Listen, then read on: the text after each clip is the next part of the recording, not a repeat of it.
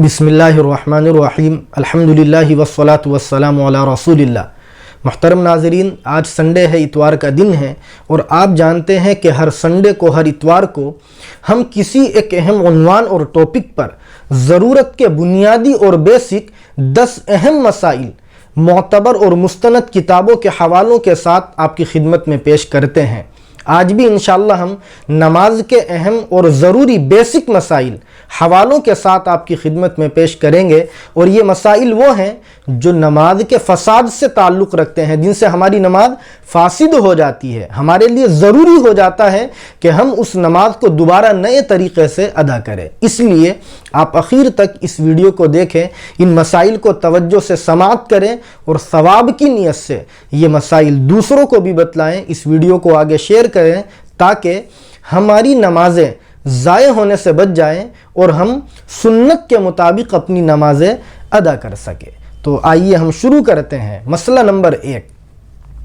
فتوے کی مشہور اور معتبر کتاب فتاوی شامی میں جلد 2 صفحہ 370 پر علامہ شامی رحمۃ اللہ علیہ نے یہ فتویٰ لکھا ہے کہ اگر کوئی شخص نماز کے ارکان مکمل کر لینے سے پہلے نماز کے علاوہ کوئی خارجی کلمہ اور جملہ یعنی کوئی ایکسٹرا بات اپنی زبان سے نکالے گا،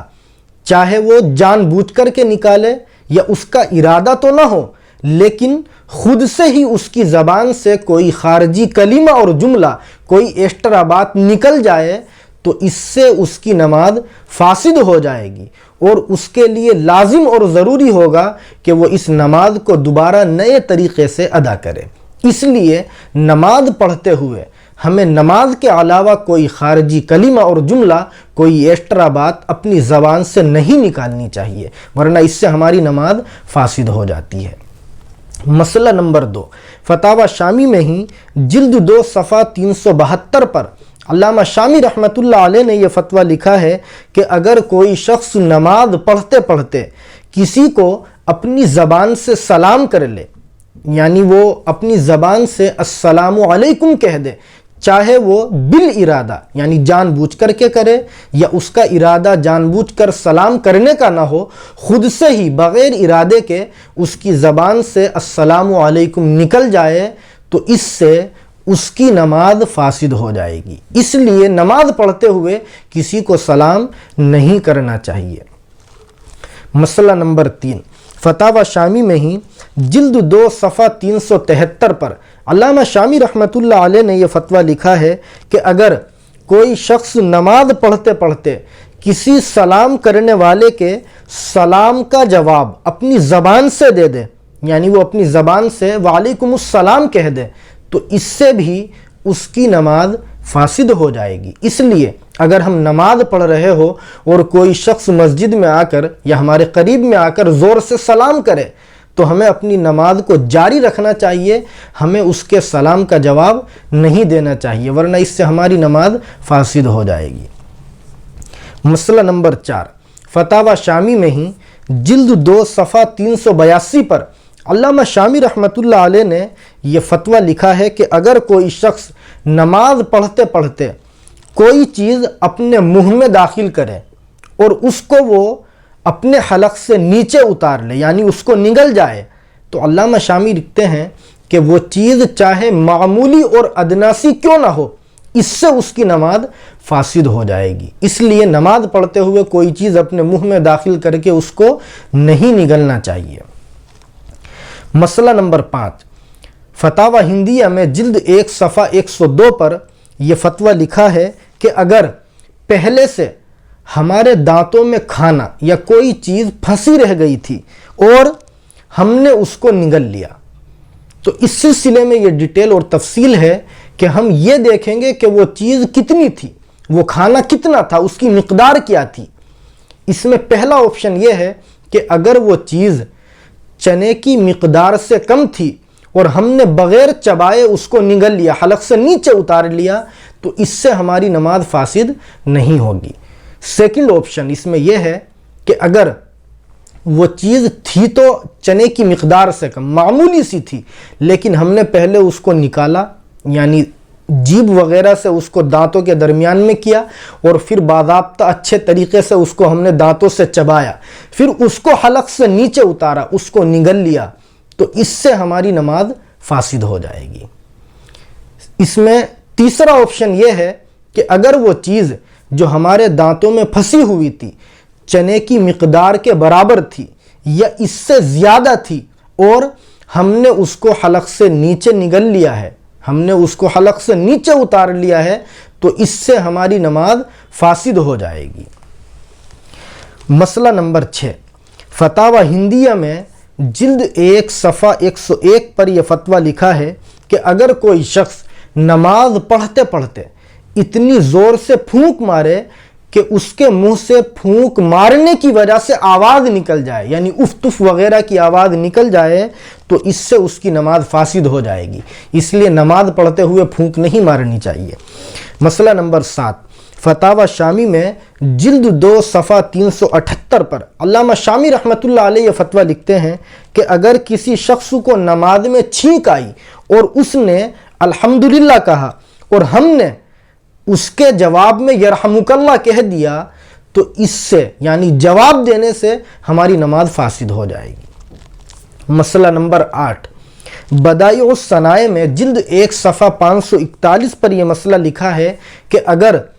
किसी शख्स को नमाज में छींक आए और वो अल्हम्दुलिल्लाह कह दे, तो इससे उसकी नमाज फासिद नहीं होगी। और वजह उसकी यह है कि अल्हम्दुलिल्लाह कहना ये जवाब के लिए नहीं है, बल्कि ये सवाब को हासिल करने के लिए है। हम फ़र्क़ को समझे कि अगर हमें छींक आई और हमने अल्हम्दुलिल्लाह कह दिया तो नमाज फासिद नहीं होगी, लेकिन अगर किसी और को छींक आई, उसने अल्हम्दुलिल्लाह कहा और हमने जवाब में यरहमुकल्लाह कह दिया, तो इससे हमारी नमाज फासिद हो जाएगी। मसला नंबर 9, फतावा शामी में ही जिल्द 2 सफ़ा 381 पर अल्लामा शामी रहमतुल्लाह अलैह ये फतवा लिखते हैं कि अगर कोई इमाम साहब थे, वो नमाज पढ़ा रहे थे, तो अगर उनको नमाज पढ़ाते हुए क़िरात में अटक आ जाए, यानी उनकी गलती आ जाए, वो फंस जाए कहीं, और ऐसा बंदा उनको नमाज में लुक़मा दे, गलती बतलाए जो नमाज में शामिल नहीं है। जैसे मिसाल के तौर पर इमाम साहब नमाज पढ़ा रहे थे और कोई बंदा वज़ू कर रहा था वज़ू खाने पर, या वो पीछे अभी नमाज की नियत नहीं बांधी थी, उसने खड़ा हुआ था, उसने देखा कि इमाम साहब को अटक लग गई, नमाज की क़िरात में उनकी गलती आ गई, इसने उनको गलती बतला दी और इमाम साहब ने इस आदमी की बतलाई हुई गलती को एक्सेप्ट कर लिया, इनके बतलाए हुए लुक़मे को ले लिया, तो अल्लामा शामी रहमतुल्लाह अलैह लिखते हैं कि क्योंकि इसने एक खारजी आदमी की बतलाई हुई गलती को कबूल किया है, इसलिए इससे इमाम की नमाज भी फासिद हो जाएगी और तमाम मुक्तदियों की नमाज भी फासिद हो जाएगी। और वजह उसकी यह है कि अगर इमाम साहब की गलती आ जाए, अटक लग जाए, लग भी सकती है और लग ही जाती है, तो लुक़मा देने का हक़ यानी गलती बतलाने का हक़ उन लोगों को है जो नमाज में शामिल है। खारजी आदमी को यह हक़ नहीं है कि वो इमाम साहब को नमाज की गलती बतलाए। इसलिए अगर हम खुद नमाज पढ़ा रहे हो तो इसका हम ख्याल रखें, और नमाज हम नहीं पढ़ा रहे हैं, बाहर बैठे हुए हैं, तो इमाम साहब को हमें लुक़मा नहीं देना चाहिए, गलती नहीं बतलानी चाहिए, वरना सबकी नमाज ज़ाया होगी। आखिरी मसला यानी मसला नंबर 10 ये है, फतवे की मशहूर किताब तहतावी में सफ़ा 177 पर यह मसला लिखा है कि अगर कोई शख्स नमाज पढ़ते पढ़ते ऐसी हरकत करे कि उसको देखने वाला आदमी ये समझे कि यह आदमी नमाज में नहीं है, यानी वो अमल कसीर कर दे। इसकी बहुत सारी मिसालें हो सकती हैं। जैसे मिसाल के तौर पर एक आदमी है, नमाज की नियत बांधे हुए है और इधर उधर देखने में मशगूल है, या अपनी टोपी को उतार कर अच्छे तरीके से सर में खुजा रहा है, या बदन पर खुजाने में मशगूल है, या किसी और काम में मशगूल है, यानी देखने वाले को ये नहीं लगता कि यह आदमी नमाज में है, तो चूँकि यह अमल कसीर है और अमल कसीर से नमाज फासिद हो जाती है, इसलिए इस आदमी की भी नमाज फासिद हो जाएगी। और हम यहाँ ये बात भी जहन में रखें कि अमल कसीर की जो दीगर तारीफ़ात की गई हैं, उन तमाम तारीफ़ों में सबसे मोतबर डेफिनेशन और तारीफ़ अमल कसीर की यही है कि हम नमाज में कोई ऐसा काम करें जिसको دیکھ کر کوئی آدمی یہ سمجھے کہ یہ آدمی نماز میں نہیں ہے تو یہ عمل کثیر ہے جس سے ہماری نماز فاسد ہو جائے گی۔ علامہ طحطاوی رحمۃ اللہ علیہ نے عمل کثیر کی اس تعریف کے بارے میں لکھا ہے کہ وَهُوَ قَوْلُ الْعَامَّةِ، کہ یہ عام فقہا کی بات ہے، اور آگے لکھا ہے وَهُوَ الْمُخْتَارِ، یہی تعریف پسندیدہ ہے، وَهُوَ الصَّوَابُ، اور ضابطے کے مطابق یہی تعریف اور ڈیفینیشن درست ہے۔ تو اس لیے اگر ہم نماز کے درمیان میں کوئی ایسا کام کرے جسے دیکھ کر کوئی آدمی یہ سمجھے، یہ تصور کرے کہ یہ آدمی نماز میں نہیں ہے، تو یہ عمل کثیر ہے، اس سے ہماری نماز فاسد ہو جاتی ہے۔ تو یہ نماز کے 10 اہم اور ضروری وہ مسائل تھے جو نماز کے فساد سے تعلق رکھتے ہیں۔ آپ نے ان مسائل کو حوالوں کے ساتھ سنا، آپ یہ مسائل دوسروں کو بھی ثواب کی نیت سے بتلائیں تاکہ ہماری نمازیں ضائع ہونے سے بچ سکے اور ہم سنت کے مطابق اپنی نمازوں کو ادا کر سکے۔ اللہ تعالی ہم سب کو سنت کے مطابق نمازیں پڑھنے کی توفیق نصیب فرمائے۔ والسلام علیکم ورحمۃ اللہ وبرکاتہ۔